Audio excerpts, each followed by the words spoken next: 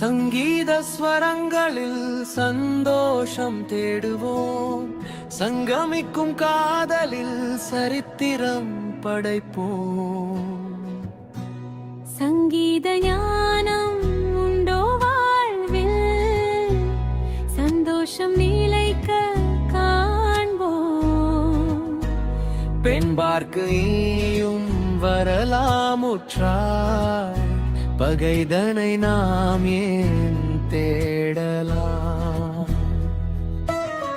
வம்பாக